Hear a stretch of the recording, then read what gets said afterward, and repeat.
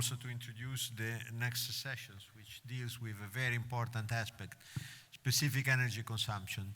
There are various ways, and there's been a dramatic decrease in specific energy consumption. The papers that is going to be presented by Mr. Rosario Blasetti, who is the engineering manager of Sustainable Water and Power Consultant, United Arab Emirates, deals in depth with this topic. So I really encourage you to attend this paper. And the evolution of specific power consumption for reverse osmosis desalination in the last 15 years. Trends, innovations, and future perspective. Please welcome Mr. Rosario Blasetti. Rosario, floor is yours.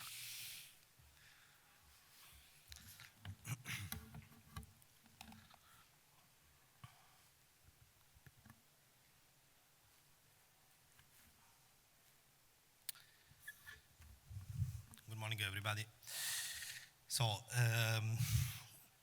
let's introduce the specific power consumption. Specific power consumption is the measure of the electrical energy required to produce 1 cubic meter of product water for seawater. Is exactly the ratio between the total energy consumed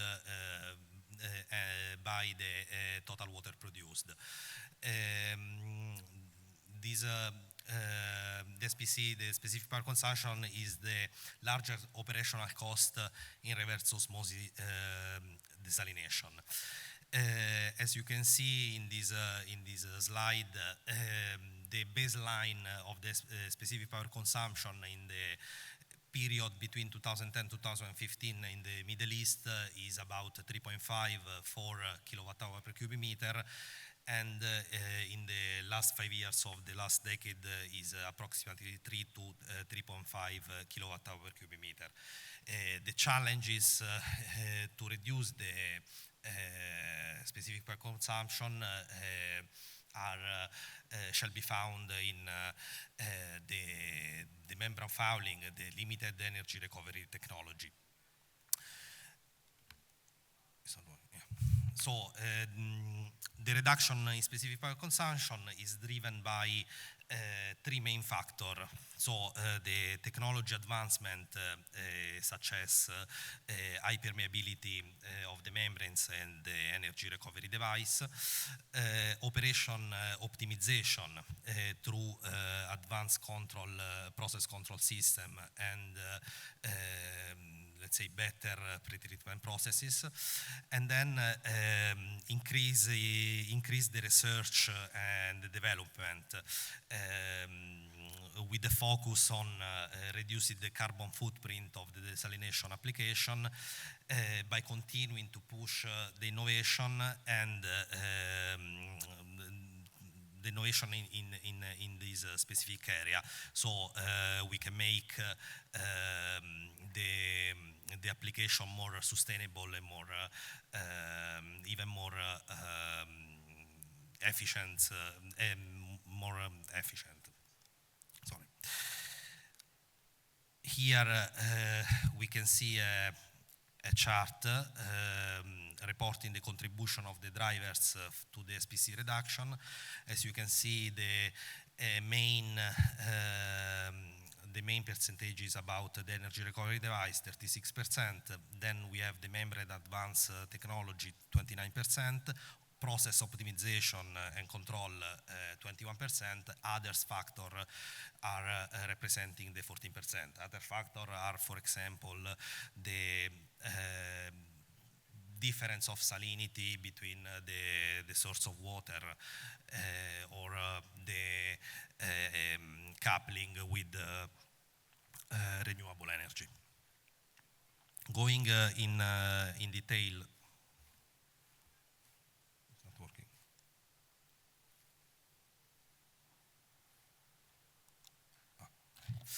going in detail, the innovation in membrane technology are transforming desalination. So high permeability membranes allow for reduced operating pressure and improve the water flux.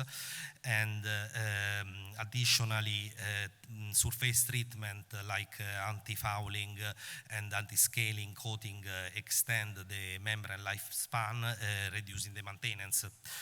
Since 2010, this innovation have reduced the SPC by 20%, demonstrating the critical role in the membrane improvements. The energy recovery device have revolutionized the desalination with the modern system achieving over 96% of efficiency, and in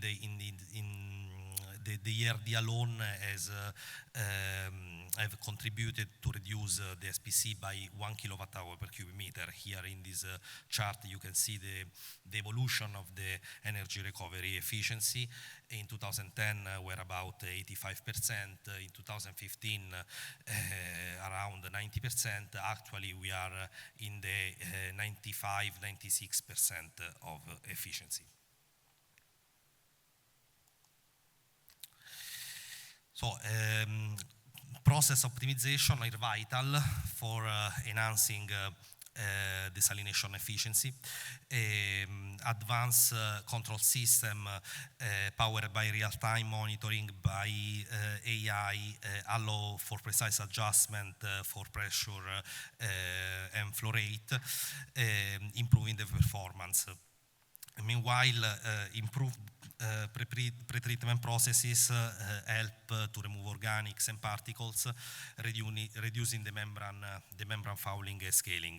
This optimization have led to a cumulative specific consumption reduction of about 10-15% in the last 10 years. Here you can see an example, for example, of a process optimization. Let's go in a little bit in detail.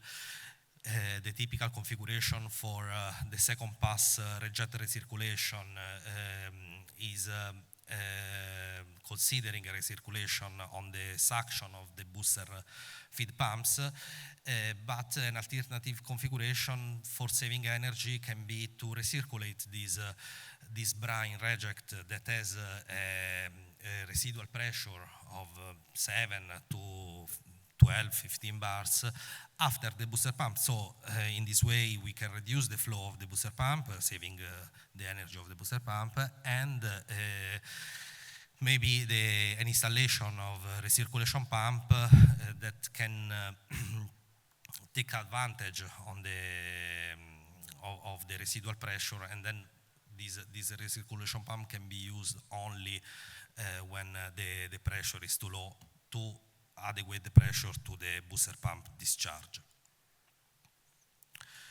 So another important aspect is the salinity differences for the source. So the higher salinity, the more the pressure and energy required.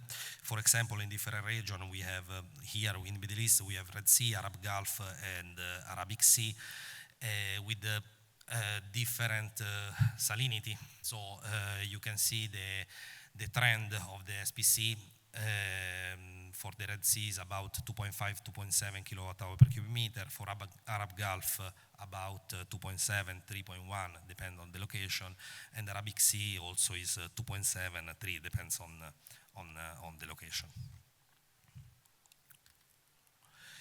Here in this figure, you can see paramount of the major reverse osmosis project in the Middle East.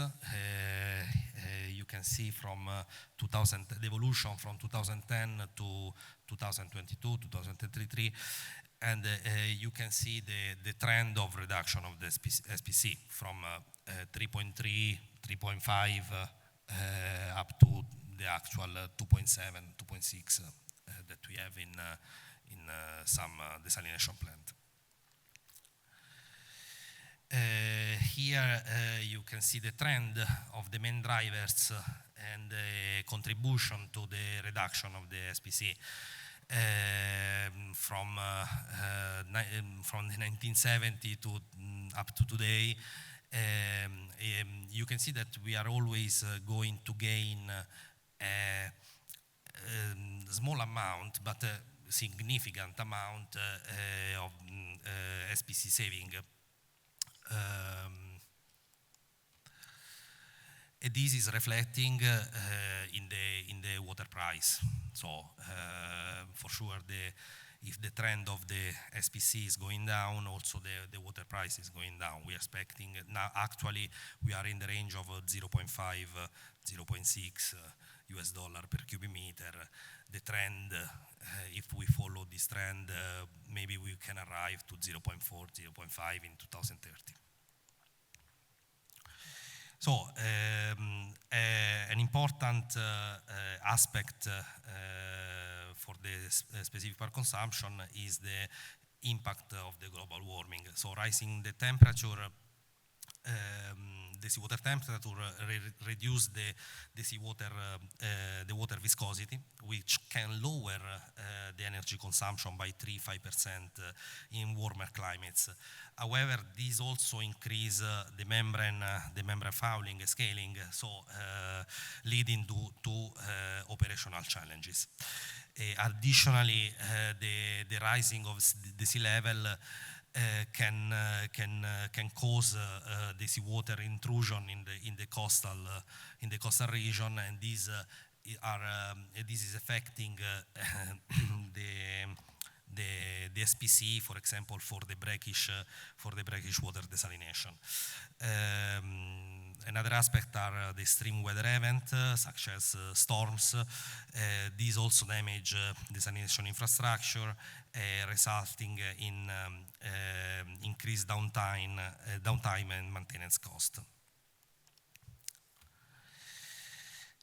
Solar power desalination is a growing trend, so combining a reverse osmosis system with solar photovoltaic to provide a sustainable energy source.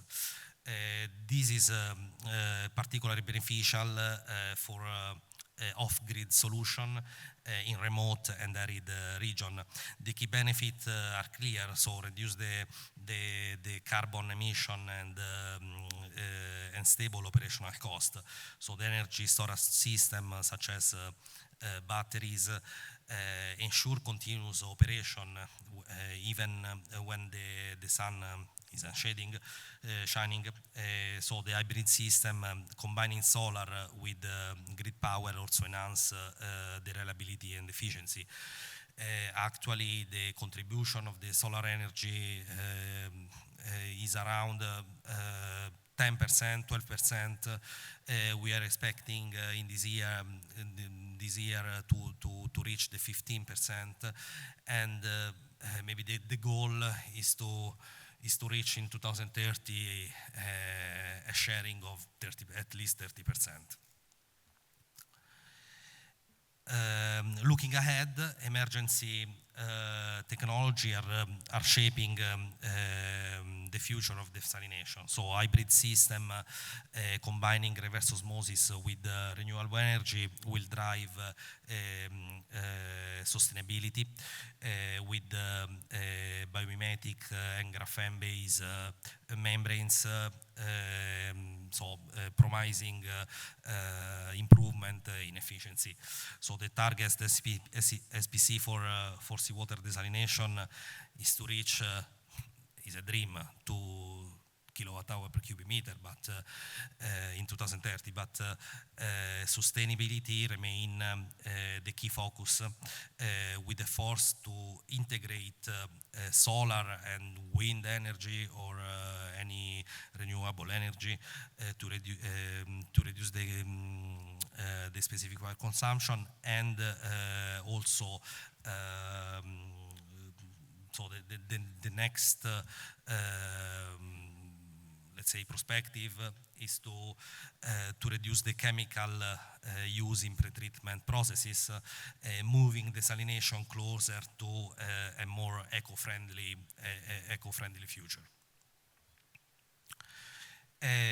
Over the years, we have made significant progress in reducing specific power consumption through advanced membrane technology, through energy recovery device, and process optimization. So these improvements have greatly enhanced energy efficiency. However, the energy consumption remains a key, a key challenge in desalination. Going forward, continuous research and development will be critical to achieve ultra-low specific power consumption with an increased focus on integrated renewable energy for a more sustainable desalination. So,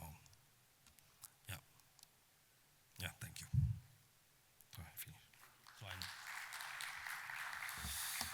questa